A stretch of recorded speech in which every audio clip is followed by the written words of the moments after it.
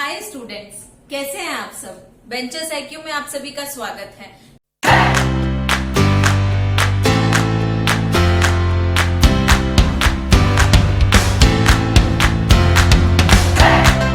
Benchers IQ की team हर वो कोशिश कर रही है स्टूडेंट जिससे आपके कंसेप्ट इजी हो सके। तो हमारी मेहनत को एनकरेज करने के लिए वीडियो को एंड तक देखिए, वीडियो को लाइक कीजिए, चैनल को सब्सक्राइब कीजिए और आगे के नोटिफिकेशन के लिए आपको सब्सक्राइब से पता पड़ जाएगा कि कौन से वीडियोस आ रहे हैं और आपकी तैयारी में बिल्कुल भी ब्रेक नहीं आएगा। तो स्टूडेंट, आज का हमारा नया टॉपिक है ब्लड रिलेशन। तो ब्लड रिलेशन के क्वेश्चन करने से पहले हम उसके बेसिक्स जानेंगे कि रिलेशन क्या होता है। तो स्टूडेंट, रिलेशन हम देखते हैं तो पहले हम सेल्फ लेके चल रहे हैं कि हमसे रिलेटेड क्या रिलेशन होंगे, ऊपर वाली जनरेशन क्या लगेगी हमारे और हमारे नीचे वाली जनरेशन हमारे क्या लगेगी। तो पहला मैंने यहाँ पे लिखा है सेल्फ। तो सेल्फ यानी स्वयं, ठीक है। तो अगर हमसे ऊपर वाली जनरेशन होगी स्टूडेंट तो वो माता पिता होंगे अपने, या माता पिता से अगर पार्टनर है हमारा कोई तो वो उसके आगे mother in law father in law लग जाएगा, और अगर हिंदी वाले स्टूडेंट है तो उनके लिए सास और ससुर हो जाएंगे। और फिर मदर फादर के साथ अंकल आंट जैसे रिलेशन होते हैं हिंदी में, जैसे चाचा चाची मामा मामी, ये सब हिंदी में पूछे जाएंगे। और सिस्टर को ननंद, तो हमारा क्या रिलेशन किससे क्या होगा, ननंद वाला रिलेशन सेल्फ में ही आएगा, सेल्फ के पार्टनर की बहन, ठीक है। और फिर मदर फादर के जो पेरेंट्स होंगे वो क्या होंगे, हमारे ग्रैंड पेरेंट्स होंगे, दादा दादी नाना नानी। और फिर जो उनके ऊपर जो होंगे परदादा परनानी, वो क्या होंगे, ग्रेट ग्रैंड फादर और मदर, ठीक है। अभी क्या हो गया स्टूडेंट्स, अगर इनके ऊपर 2-4 जनरेशन और होती है, जैसे अब यहाँ पे ग्रैंड पेरेंट्स के पेरेंट्स, जैसे इनके पेरेंट्स इनके भी पेरेंट्स के पेरेंट्स, तो हम ग्रेट नहीं लगाएंगे, हम सिंपल ग्रेट ग्रैंड पेरेंट्स ही बोलेंगे। हम ऐसे थोड़ी नहीं बोलते परदादा को, हम ऐसे परदादा के जो पापा होंगे हम उन्हें ऐसे थोड़ी नहीं बोलेंगे परदादा है वो हमारे, हम ऐसे बोलेंगे उनको वो परदादा है हमारे। फिर ऐसे ही अब हमारे अगर जो बच्चे होंगे तो हम उनका क्या होगा, या तो डॉटर होगी या सन होगा। और हमारे जो साथ में होंगे वो कौन हो सकते हैं, तो वाइफ, फिर ब्रदर सिस्टर और कजन। अब कजन में स्टूडेंट मेरा मतलब वो है जो मेल भी हो सकता है और फीमेल भी हो सकता है। अब मैंने प्लस माइनस किस लिए लिखा है स्टूडेंट, कि हम मेल को प्लस से डिनोट करेंगे और फीमेल को माइनस से। अगर आपको प्लस माइनस से कंफ्यूजन होता है तो आप फीमेल को सर्कल से डिनोट कर सकते हैं, मेल को स्क्वायर से, ठीक है। फिर अब डॉटर सन, अब हमारा कोई भाई या कोई सिस्टर हुई, उनके जो बच्चे हुए वो हमारे क्या लगेंगे, नेफ्यू नीस, भतीजा भतीजी भांजा भांजी। तो हिंदी में तो ये नाम होते हैं और इंग्लिश में ये नेफ्यू नीस से ही जाने जाते हैं, वो चाहे ब्रदर का बच्चा हो या सिस्टर का हो। फिर डॉटर और सन के जो पेरेंट्स होंगे वो ग्रैंड चिल्ड्रन कहलाएंगे। तो ग्रैंड चिल्ड्रन में क्या हो गए, पोता पोती या नाता नाती, ठीक है। और ग्रेट ग्रैंड चिल्ड्रन, अब इनसे नीचे जो भी चिल्ड्रन होंगे वो ग्रेट ग्रैंड चिल्ड्रन ही कहलाते हैं। जैसे पर पोता, अब पोते का भी पोता है तो भी हम पर पोता ही बोलेंगे, ऐसे नहीं बोलेंगे पर पोता, ठीक है, ये गलत होता है। तो ऐसे ही अगर इसके ऊपर होगा तो हम ग्रेट ग्रैंड पेरेंट्स बोलेंगे और इसके नीचे होगा तो हम ग्रेट ग्रैंड चिल्ड्रन बोलेंगे, ठीक है। अब स्टूडेंट, आपको ये सब चीज पता हो गई होगी। अब जैसे अगर मदर का भाई है, जैसे हमारे मामा है या मौसी है, तो हम क्या लिखते हैं, मैटरनल अंकल मैटरनल आंट। वैसे तो सिंपल अंकल आंटी पूछा जाए, अगर कोई डीप क्वेश्चन आता है और आपके पास ऑप्शन में दे रखा होता है कि पैटर्नल अंकल या मैटरनल अंकल, तो आपको ये डिफाइन ये वाली चीज ही करेगी कि वो मदर के संबंध में है तो वो मैटरनल होगा और फादर के संबंध में है तो वो पैटर्नल होगा। तो स्टूडेंट, ये तो हुआ बेसिक पार्ट। अब हम इनको डिनोट कैसे करेंगे, तो जब हम क्वेश्चन सॉल्व करेंगे स्टूडेंट,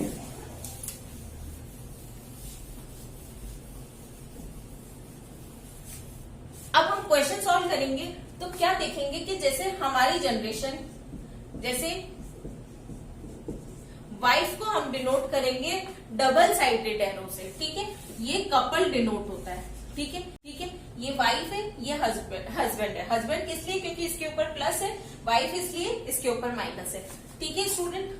अब ये अगर वाइफ का ब्रदर है तो C प्लस, ऐसे हो जाएगा, मतलब इसी जनरेशन में है। अब अगर इनके कोई चिल्ड्रन है तो यहाँ पे हम ऐसे डिनोट कर सकते हैं। अब चिल्ड्रन इसका भी हो सकता है, इसका भी, दोनों का एक ही होगा, तो हम या तो ऐसे डिनोट कर लो या इसके बीच से एरो निकाल दो, ठीक है। तो अब जैसे इनका बेटा हुआ डी और डी की सिस्टर हुई ई, तो स्टूडेंट अभी हमने देखा कि जैसे डी और ई है, तो डी और ई जो होंगे वो इनके चिल्ड्रन होंगे, तो ये इसके फादर है तो ये इसकी मदर। अब जरूरी नहीं है कि आप ऐसे इसको बनाओ, ये जरूरी नहीं है। अब अगर इनके पेरेंट्स होंगे स्टूडेंट, तो हम कैसे लिखेंगे, जैसे Z X ये पेरेंट्स दे रखे हैं, Y W ये दे रखे हैं, तो ये क्या हुआ स्टूडेंट, ये D के तो ग्रैंड पेरेंट्स हो गए, पर A के फादर मदर हुए और B के ये इन-लॉज हो गए। अगर ये फादर मतलब प्लस को डिनोट कर रहा है, तो ये फादर इन लॉ हुए B के Z, और ऐसे के ऐसे W जो है वो A के फादर इन लॉ हुए, Y जो है वो मदर इन लॉ हुई, ठीक है। अब इनके ऊपर अगर कोई आता है, जैसे आप ले लीजिए P प्लस Q माइनस, या आप और कोई अल्फाबेट ले लीजिए N O, तो ये क्या हो गए स्टूडेंट, ग्रैंड पेरेंट्स हो गए। अब जैसे ये दो कपल है स्टूडेंट, मैं दूसरे पेन से आपको बता देती हूँ, ये एक कपल हुआ और सी की जैसे किसी और के साथ शादी हो गई, जैसे हमने कोई दूसरा ले लिया, यू ले लिया, ठीक है। अब सी की यू के साथ हो गई, अभी ठीक है। अब इनका जो बच्चा होगा वो इनके क्या होंगे, कजन्स होंगे, ठीक है स्टूडेंट। और इन लोगों के ये बच्चे क्या लगेंगे, नेफ्यू और नीस लगेंगे। और यहाँ पे भी जैसे ई जो है वो सी का क्या है, वो नीस है, और डी जो है वो क्या है, नेफ्यू है। तो यही चीजें आपको रिलेशन में ध्यान रखनी है। और स्टूडेंट कजन्स को हम सिबलिंग्स भी बोलते हैं। कहीं क्वेश्चंस में आप देखेंगे कि डी के सिबलिंग्स बताइए, तो डी के सिबलिंग्स क्या होंगे, जो हम उनके भाई बहन, ठीक है, भाई बहन बताते हैं। तो अभी उनमें बोलेंगे कि इंक्लूडिंग ऑल कजन्स, तो सारे कजन्स को इंक्लूड तो हम सारे लेंगे। अगर हमें बोलते हैं कि डी की सिबलिंग कौन है, तो ई, और जैसे एक और बहन हुई एफ, एक भाई हुआ जी, तो स्टूडेंट ये क्या हुए, ये सारे डी के सिबलिंग हुए, ई एफ जी, तो आंसर ये हुआ।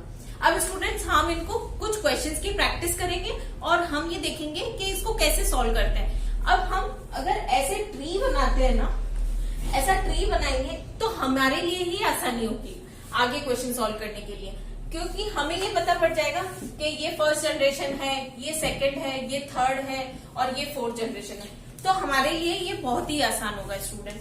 अब एक और ये चीज है कि जैसे डी जो है वो इनके क्या है, पी क्यू के, वो ग्रेट ग्रैंड चिल्ड्रन है, और डी ई एफ और जो भी आगे होंगे ये इनके तो ग्रेट ग्रैंड। अब डी का पी क्या लगता है, तो पी जो है वो ग्रेट ग्रैंड फादर हुए, ठीक है। तो हमें इन्हीं सब चीजों का ध्यान रखना है स्टूडेंट। अब हम कुछ क्वेश्चंस करेंगे, उससे आपको क्लियर हो जाएगा कि मैं आपको कैसे समझाना चाहती हूँ और कैसे क्वेश्चंस आएंगे और हमें कैसे सॉल्व करना है, ठीक है स्टूडेंट। अभी स्टूडेंट्स हमने कुछ क्वेश्चंस लिए हैं, हम उसकी प्रैक्टिस करेंगे। प्रैक्टिस करने से पहले मैं ये बताना चाहूंगी कि जो भी मैंने आपको रिलेशन बताए थे स्टूडेंट, वो ब्लड से रिलेटेड थे, मतलब हम फैमिली को लेके। अब हम दोस्त है, गर्लफ्रेंड बॉयफ्रेंड ये लेके नहीं चल रहे, ये रिलेशन हमें यहाँ काम नहीं आएंगे, ठीक है। हमें ब्लड रिलेशन का बात हो रही है या फैमिली की बात हो रही है, ठीक है। तो आपको ये चीज ध्यान रखनी होगी। अभी हम कुछ क्वेश्चंस करेंगे, तो क्वेश्चन करेंगे तो आपको आइडिया हो जाएगा कि हम कैसे क्वेश्चन सॉल्व करेंगे इनके, और इनके कैसे कैसे आंसर्स हो सकते हैं। और उससे पहले मैं आपको एक टिप देना चाहती हूँ स्टूडेंट, कि जो भी जेंडर दे रखा होता है आपको ये मान के नहीं चलना है कि जैसे इसमें ये नाम आया है, जैसे इसमें कोई नाम नहीं है, जैसे अभी इसमें नाम आया है जैसे आशीष। अब आशीष आपके लिए तो क्या है, ये लड़का है, पर एक्चुअल में ये यहाँ लड़की भी दे रखा हो सकता है। तो क्वेश्चन में अगर ये दे रखा है कि आशीष इज ब्रदर ऑफ सीमा, तो यानी ये ब्रदर है। अगर लिखा हुआ है आशीष इज सिस्टर ऑफ सीमा, तो आपको सिस्टर ही मान के चलना है। आपको अपना नॉलेज नहीं लगाना है कि नहीं ये तो लड़के का नाम है तो ये ब्रदर ही होगा और क्वेश्चन गलत है, ऐसे नहीं मान के चलना है। आपको कोई भी अल्फाबेट हो या कोई भी नाम हो, उसका जेंडर अगर नहीं दे रखा है तो आप अपनी मर्जी से नहीं लगाएंगे, ठीक है स्टूडेंट। आगे मैं जैसे जैसे आपको क्वेश्चन बताऊंगी तो आपको ये क्लियर हो जाएगा। अभी हम क्वेश्चन की तरफ चलते हैं। तो फर्स्ट क्वेश्चन है और हम ट्री मेथड से ही करेंगे, जो मैंने आपको बताया था, ग्रेट ग्रैंड पेरेंट्स, फिर पेरेंट्स, फिर हम खुद, सेल्फ, और फिर डॉटर सन जो भी हमारे चिल्ड्रन होंगे, फिर चिल्ड्रन और ग्रेट ग्रैंड चिल्ड्रन। तो हम उसी कैटेगरी को फॉलो करेंगे, उसी ट्री और कंसेप्ट को फॉलो करके और ये बनाएंगे। तो M is son of P. अब स्टूडेंट ये क्वेश्चन करने से पहले आप वीडियो को पॉज करें और खुद क्वेश्चन सॉल्व करने की कोशिश कीजिए। अगर आपको लगता है कि आपको कोई प्रॉब्लम आ रही है, तभी आप ये वीडियो प्ले करके और फिर देखिए कि आप कहाँ पे अटक रहे हैं, क्योंकि जब आप खुद प्रैक्टिस नहीं करेंगे तब तक कुछ नहीं होगा। और जो स्टूडेंट पहली बार इस वीडियो को देख रहे हैं और पहली बार ये टॉपिक समझ रहे हैं, तो वो स्टूडेंट मेरा मेथड देख सकते हैं। एक क्वेश्चन करूंगी, उसके बाद वाले क्वेश्चन जो है वो आप खुद करिएगा, ठीक है। तो m is son of p, तो m is son of p, यानी m का जेंडर दे रखा है मेल। अब जिसको प्लस से प्रॉब्लम आती है तो वो स्क्वायर बना लेना, ठीक है। अब वो p का बेटा है, तो आपको ये मान के नहीं चलना है कि p फादर ही होगा या मदर ही होगा। आगे अगर दिया हुआ होगा तो हम निकाल लेंगे, अगर नहीं दिया हुआ है तो हम इसी को ही लेके चलेंगे। P's हस्बैंड इज O, तो P का हस्बैंड O है, तो यानी P वाइफ हुई, O हस्बैंड हुआ।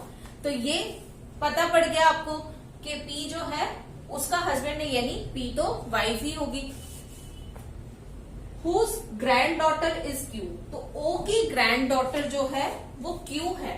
तो अब M का भी बेटा हो सकता है, मतलब M की भी डॉटर हो सकती है Q, या Q यहां भी हो सकती है, मतलब यहां कोई इनका बेटा या बेटी कुछ भी हो। तो अभी how is M related to O, तो अभी स्टूडेंट हमारे पास कुछ भी नहीं दे रखा है, तो हम इसको ऐसे भी मान सकते हैं, ऐसे भी मान सकते हैं, पर क्योंकि इधर मेंबर सिर्फ ये 3-4 ही दे रखे हैं तो हम M को मान लेते हैं। M रिलेटेड O, अब M O से कैसे रिलेटेड है, तो स्टूडेंट ये इसका सन है, तो ये इसका भी सन होगा, तो यानी इसका आंसर सन होगा। कि how M is related to O, तो O बेटा ही हुआ जब ये P का बेटा है, तो ठीक है। ऐसे ही हमें क्वेश्चन सॉल्व करने। ये जो क्वेश्चंस है ना स्टूडेंट, ये ऐसे एसएससी के पैटर्न्स में या बैंक के प्रीलिम्स वाले एग्जाम से पूछे जाते हैं, पर बैंकिंग में स्टूडेंट इसकी बड़ी पजल्स भी बन सकती है। तो वो बड़ी पजल्स के साथ 4-5 क्वेश्चंस आते हैं और आपको वो 5 क्वेश्चन करने होते हैं, कभी कभार 3 भी पूछे जाते हैं। तो वो अकॉर्डिंग टू रिक्वायरमेंट्स वो दे रखा होता है और पजल बड़ी छोटी आती है। तो आपको प्रैक्टिस करनी है पहले बेसिक मेथड की। बेसिक मेथड अगर आपको क्लियर हो जाता है तो हम आगे कोडेड रिलेशन भी देखेंगे, तो आपको इजीली समझ आ जाएगा। अभी मैंने ये बेसिक क्वेश्चन किस लिए लिए, ताकि आप ट्री कंसेप्ट समझ सके, ठीक है। अभी क्वेश्चन अभी स्टूडेंट्स आप नेक्स्ट क्वेश्चन करने की कोशिश कीजिए, वीडियो को पॉज करके खुद की ईमानदारी के साथ, क्योंकि जब तक खुद सॉल्व नहीं करेंगे तब तक आपको नहीं पता पड़ेगा कि मैं क्या समझाना चाह रही हूँ और आपके क्या समझ आ रहा है। क्योंकि कभी कभार सिचुएशन ऐसी होती है कि हम कुछ समझाना कुछ और चाहते हैं और आप समझते कुछ और है, तो उसके लिए जरूरत है तो प्रैक्टिस की स्टूडेंट। तो प्रैक्टिस तो आपको करनी ही है, लेक्चर के बाद भी और लेक्चर से पहले भी। A and B are brothers, तो A और B ब्रदर है, यानी A और B का हमें जेंडर बता दिया है। तो A और B। E is daughter of F, तो E is daughter of F। अब E से तो इसका कोई है नहीं रिलेशन, पर हम इस लाइन को स्किप नहीं करेंगे। हम स्किप इसलिए नहीं करेंगे कि हम पहले ही लिख देंगे साइड में E is daughter of F, ठीक है। इससे क्या होगा सिचुएशन मैं आपको बताती हूँ, आगे आप खुद ही समझ जाएंगे मैंने यहां क्यों लिखा। F is wife of B, F B की वाइफ है, तो अभी ये यहां आ गया, ठीक है। तो ये जो हमने इंफॉर्मेशन लिखी थी ये आगे काम आ गई। क्या काम आई कि ये E जो है ये डॉटर है F की, तो यानी ये B की भी डॉटर हुई। F is wife of B, how is E related to A। अब ये E जो है ये A से कैसे रिलेटेड है, तो स्टूडेंट मैंने आपको बताया था कि ये क्या हुआ, भतीजा हुआ कि भतीजी हुई। माइनस है यानी फीमेल है, तो फीमेल है तो भतीजी हुई, और भतीजी को हम इंग्लिश में बोलेंगे नीस, ठीक है। तो हिंदी वालों के लिए ये भतीजी हुई और इंग्लिश वालों के लिए ये हुआ नीस। तो स्टूडेंट आप देख रहे हैं कैसे, अब मैंने वो पहले किस लिए लिखी थी इन्फॉर्मेशन, ताकि हम जब कंप्यूटर पे सॉल्व कर रहे होंगे एग्जाम के टाइम, तो हम बार बार हमें क्वेश्चन में ढूंढना नहीं पड़ेगा कि हमने क्या स्किप कर लिया। इसलिए मैंने आपको बोला कि पहले आप इन्फॉर्मेशन लिख लीजिए। अगर आपके पास रिलेशन नहीं है तो साइड में लिख लीजिए। जरूरी थोड़ी ना उस ट्री को खराब करना जरूरी है, ऐसा तो जरूरी नहीं है। आप साइड में लिख लीजिए रफ में, ताकि जब भी कोई रिलेशन उससे रिलेटेड आएगा तो आप उस पर्टिकुलर छोटे सब ट्री को उठा के आप मेन ट्री में इंसर्ट कर सकते हैं। तो यही चीजें आपको सीखनी है स्टूडेंट। मैं जिस तरीके से सॉल्व करती हूँ, तो मैं ये चाहती हूँ कि आप भी उसे सॉल्व करके एग्जाम्स जल्दी से जल्दी क्रैक कीजिए। अब स्टूडेंट हम नेक्स्ट क्वेश्चन लेंगे। नेक्स्ट क्वेश्चन क्या कह रहा है, mother of A is the sister of B. A की जो मदर है, तो ए का कोई जेंडर नहीं दे रखा है, ए की जो मदर है वो बी की सिस्टर है। अब बी का भी कुछ नहीं दे रखा है। And her daughter is C. Mother of A is the sister of B and her daughter. And her daughter मतलब ए के बारे में बात हो रही है, तो वो इसकी सिस्टर है C. How is B related to C. अभी बी सी से कैसे रिलेटेड है, तो स्टूडेंट यहाँ पे and her daughter is C लिखा है, तो इसका मतलब ए के बारे में बात हो रही है। अगर यही चीज हु लिखा हुआ होता कि हुज डॉटर इज सी, तो क्या होता, बी की बात हो रही होती। तो अभी एंड लिखा हुआ यानी ए की बात हो रही है। तो अभी whose daughter is C and whose age is 16, यानी अब हुज के पास क्या है, सी है, तो सी की एज 16 ईयर्स है। तो अभी पूछा है how is B related to C. B C से कैसे रिलेटेड है, तो हमें ये पता नहीं है इसमें किसी के भी बारे में। तो हम क्या करेंगे स्टूडेंट, ऑप्शन देखेंगे। अंकल, तो अंकल तो इस रिलेशन में होता तो आता, तो अंकल का ऑप्शन एलिमिनेट हो गया। मदर्स मैटरनल अंकल, इसको अभी छोड़ते हैं। डॉटर, तो डॉटर तो हो नहीं सकती, गलत हो गया। सन, तो जब यहाँ पे डॉटर दे रखा है यानी ये नेगेटिव है, तो यहाँ पे ये सन तो हो नहीं सकता।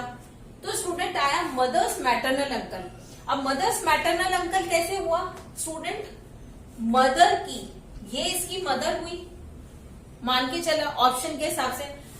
अभी ये अगर इसकी मदर है, तो ये इसकी मदर के मैटरनल अंकल हुए, क्योंकि ये भी इसकी मदर थी। मदर का जो भाई होगा वो क्या होगा, मदर के रिलेशन में सब मैटरनल होंगे, तो ये मैटरनल अंकल हुए। अब अगर इसका रिलेशन डिफाइन होता आंट, और यहाँ पे आंट भी होता, तो भी हम उसको टिक कर सकते थे, या होता कांट बी डिटरमाइंड, तो हम कांट बी डिटरमाइंड ऑप्शन को ही क्लिक करते। तो स्टूडेंट आप ये समझ रहे हैं ना, कैसे हम ऑप्शंस को एलिमिनेट करेंगे और कैसे हम ऑप्शंस को चूज करेंगे। अब यहाँ जेंडर डिफाइन नहीं था बी का, तो हमने इस ऑप्शन के हिसाब से तो बी आंसर हुआ। पर अगर आंसर होता, आंसर में ऑप्शन में सीबीडी होता, तो हम सीबीडी ही लेते, क्योंकि इसमें ये आंट है अंकल है हमें नहीं पता। ठीक है, तो आपको इन्हीं बातों का ध्यान रखना है। अभी स्टूडेंट हम नेक्स्ट क्वेश्चन लेंगे। आई होप स्टूडेंट आपको समझ आ रहा होगा, क्योंकि हम घर पे भी देखते हैं ना, ये सब चीजें तो हम डेली लाइफ में सुनते हैं, हम खुद भी जानते हैं कि चाचा चाची का क्या रिलेशन होता है हमारे साथ, मम्मी पापा का क्या होता है, मामा मामी का क्या होता है, नाना नानी दादा दादी, ये सब के बारे में आप जानते होंगे। तो बस हमें यही अप्लाई करना है यहाँ। M is sister of D, तो M is sister of D. अब आपको डी इम्प्लिसिटली मान के नहीं चलना है कि ये दोनों बहनें हैं, ऐसे नहीं होगा। डी का अगर नहीं दे रखा जेंडर, तो उसको अभी लीव कर लेंगे। R is brother of D, तो आर डी का ब्रदर है। F is father of M, तो एफ फादर है, एक जनरेशन ऊपर हुआ। F is father of M. T is mother of R, तो टी जो है वो मदर है आर की। अब स्टूडेंट ये सब भाई बहन है, इसका हुआ F is father of M, T is mother of R, तो टी जो है वो मदर है आर की। अब स्टूडेंट ये सब भाई बहन है, इसका हमें जेंडर नहीं पता है, पर ये है तो सब भाई बहन, तो यही ये दोनों क्या हुए, कपल हुए। तो how D is related to T. अब डी जो है वो टी से कैसे रिलेटेड है, तो स्टूडेंट इसका आंसर सन, डॉटर, अगर ऑप्शन में सिर्फ सन दे रखा है और बाकी सब नेफ्यू, नीस ऐसे दे रखे हैं तो हमें सन लेना है। अगर सिर्फ डॉटर दे रखा है तो डॉटर लेना है। अगर ये दोनों ऑप्शन दे रखा है तो एक ऑप्शन जरूर होगा इधर सन और डॉटर, या होगा कांट बी डिटरमाइंड। तो कांट बी डिटरमाइंड होगा तो आपको कांट बी डिटरमाइंड करना है, और इधर सन और डॉटर होगा तो हम इधर सन और डॉटर ही लेंगे। अब ऐसा भी ऑप्शन आ सकता है सन डॉटर, इधर सन और डॉटर, और आएगा कांट बी डिटरमाइंड। तो स्टूडेंट ऐसी सिचुएशन में ना तो ये है ना ये है, पर ये हो सकता है और ये भी हो सकता है। तो स्टूडेंट हम कांट बी डिटरमाइंड को नहीं टिक करेंगे। क्यों नहीं टिक करेंगे, क्योंकि यहाँ हमें पॉसिबिलिटी दे रखी है कि या तो ये सन है या ये डॉटर है, इसके अलावा तो कोई पॉसिबिलिटी नहीं है, तो हम इसी ऑप्शन को टिक करेंगे। तो स्टूडेंट आपको इन्हीं सब चीजों से देखना है कि हम क्या ऑप्शन टिक करते हैं, क्योंकि रिलेशन तो आ जाता है। अब अगर सन आएगा तो आपने अगर इसको प्लस कर लिया होगा गलती से तो आप सन को ही टिक करेंगे, डॉटर कर लिया होगा, माइनस कर लिया होगा तो आप डॉटर टिक करेंगे। तो स्टूडेंट यही आपको इन्हीं गलतियों का ध्यान रखना है। कहने में ब्लड रिलेशन बहुत इजी टॉपिक है, आप इसमें 100% एक्यूरेसी के साथ सॉल्व कर सकते हैं, बस जरूरत है तो आपको ध्यान लगा के पढ़ने की।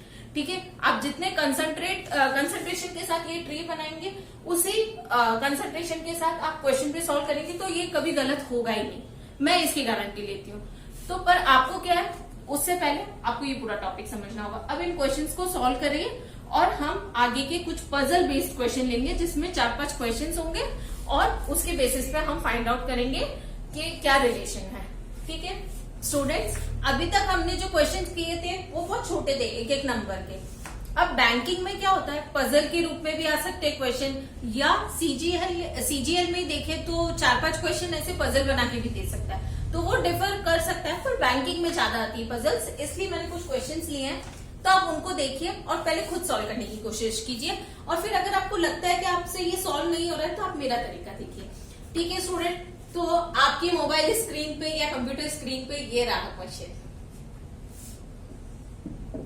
ठीक है, अभी स्टूडेंट कोई भी पजल सॉल्व करने से पहले आपको ये कंसेप्ट पता होना चाहिए या ये टिप पता होनी चाहिए कि जो भी हमें इंफॉर्मेशन दे रखी है हम उसे लिख लें। ठीक है, हमें स्किप नहीं करना है। स्किप करते हैं तो क्या होता है, हमें वापस स्क्रीन की तरफ देख के ढूंढना होता है कि हमने कौन सी लाइन स्किप कर दी। तो आप उन्हीं इंफॉर्मेशन को एक बार साइड में लिख लीजिए। अगर आपके काम नहीं आ रही है तो वो आप साइड में लिखते रहिए, जब काम आएगी तब आप उन्हें इंक्लूड कर लेना। ठीक है, पजल्स में ये बहुत जरूरी होता है स्टूडेंट। अभी हम देखते हैं P is father of R। अब P is father of R, तो आपको मर्जी से R को सन नहीं मानना है या R को डॉटर नहीं मानना है, आपको R ऐसे ही रखना है। ठीक है, आगे दे रखा होगा तो हम देख लेंगे, but R is not son of them. तो अब R जो है वो P का सन नहीं है, तो यानी क्या हो सकता है, R डॉटर होगी, सन नहीं है तो। फिर नेक्स्ट है T is daughter of R।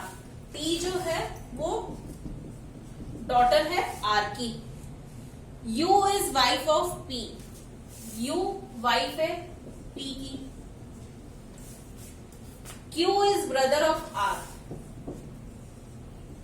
Q brother है। अब देख रहे हैं स्टूडेंट, वाइफ आती, मैंने डबल एरो लगाया, ब्रदर आ रहा है, सिस्टर आ रहा है, तो आपको इन्हीं सब चीजों का ध्यान रखना है ताकि आपकी भी गलती नहीं हो। अब अगर एरो इधर की साइड जाएगा तो भी कुछ नहीं, वन साइडेड एरो होना चाहिए ताकि आपको ये पता पड़ जाए इसमें ब्रदर सिस्टर का रिलेशन है।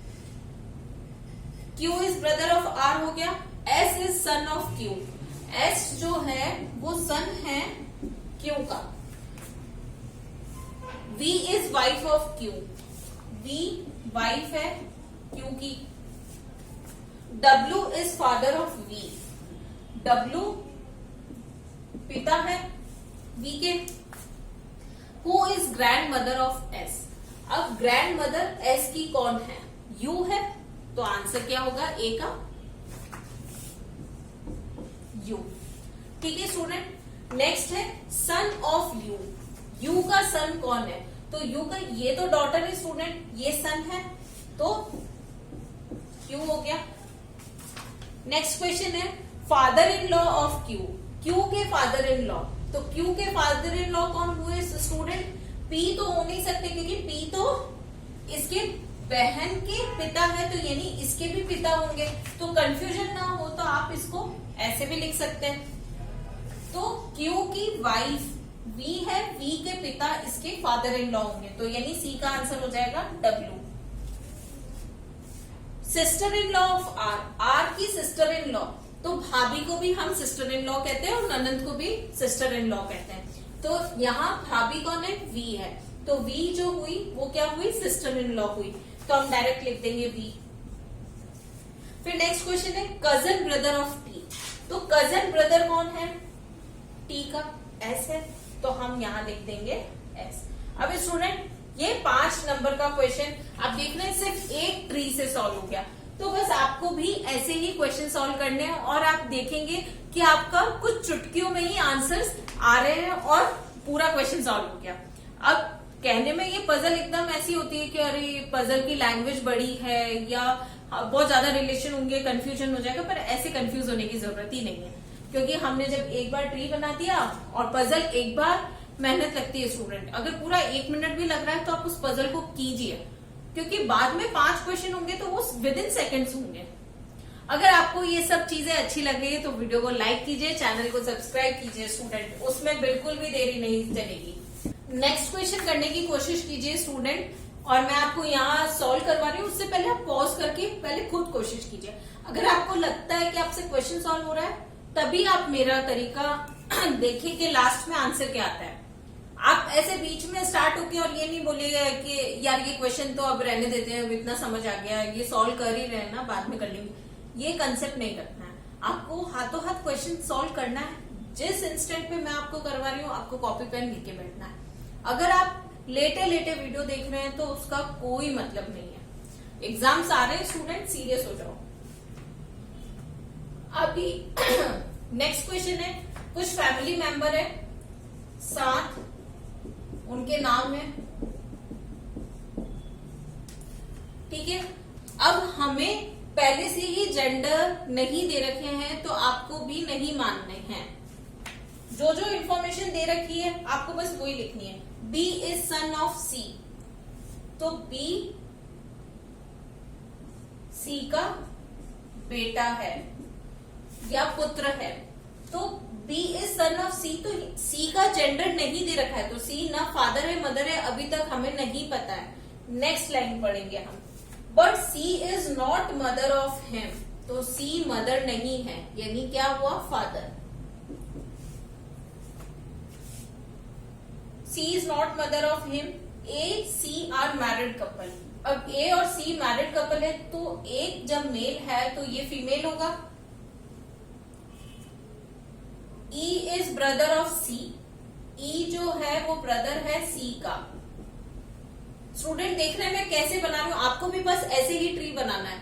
आप ये एरो ऐसे यूं मत लिख लेना, फिर बी और ये सब पास में होंगे तो आपको खुद कोई कंफ्यूजन हो जाएगा कि अब हम क्या करें, तो ऐसे नहीं करना है। तो इसमें आ गया E is brother of C, D is daughter of A, तो डी ए की डॉटर है, तो यानी बी की बहन हुई। फिर F is brother of B, तो F is brother of B यानी एफ इसका भी भाई हुआ, ए के पेरेंट्स के बच्चे हैं ये। G is only son in law of C, तो सी का सन इन लॉ, अब इनसे तो जो इनके जो कपल्स होंगे वो तो इसके सन इन लॉ नहीं हो सकते ना स्टूडेंट, क्योंकि ये तो किसी लड़की से शादी करेंगे, ठीक है। तो यहाँ पे क्या होगा, जी डी का हस्बैंड होगा, ठीक है, तभी वो सन इन लॉ बनेगा। हालांकि लॉ पास हो गया पर हमें ये नहीं मान के चलना है, ठीक है। तो आपको जेंडर यही लेना है, कपल में एक मैरिड में एक मेल होगा एक फीमेल होगा, आपको ये मान के चलना है। आपको अपना वो कंसेप्ट नहीं लगाना है कि अब तो कोर्ट में अलाउड हो गया ना तो अब हम ये लगा सकते हैं, आपको ये सब अभी इतना दिमाग लगाने की जरूरत नहीं है, ठीक है student. What is the relation of F with A? F का रिलेशन ए से क्या है? तो स्टूडेंट ए से क्या रिलेशन है इसका? सन का। ठीक है, नेक्स्ट है what is the relation of D with E? D से ई का रिलेशन क्या है? तो डी से ई का रिलेशन क्या होगा स्टूडेंट? डी से ई का, तो मतलब डी को बताना है, तो ये अंकल ही होंगे इसके। सॉरी, डी का रिलेशन बताना है ई से, तो अभी ये नीस हुआ। अगर ई का रिलेशन पूछते तो ये अंकल होते हैं। अब अंकल में अगर और ऑप्शन होता कि पैटर्नल अंकल, तो हम पैटर्नल अंकल टिक करते। मैटरनल अंकल और पैटर्नल अंकल दो अलग अलग दे रखे होते तो हम फिर भी पैटर्नल अंकल ही टिक करते, क्योंकि वो फादर के रिलेशन में। आपको इन्हीं कंसेप्ट का ध्यान रखना है स्टूडेंट, और प्रैक्टिस करते रहना क्वेश्चंस की प्रैक्टिस करोगे तो प्रॉब्लम्स निकलेगी तो सोल्यूशन मिलेगा। और सोल्यूशन तब मिलेगा जब आप कमेंट सेक्शन में वो प्रॉब्लम अपनी लिखेंगे। कोई भी प्रॉब्लम आती है आप हमसे कांटेक्ट कर सकते हैं। हमारा फेसबुक पे भी पेज है, आप उसमें अपनी क्वेरीज डालिए और हम आपको रिप्लाई करेंगे स्टूडेंट। तब तक के लिए ऑल द बेस्ट।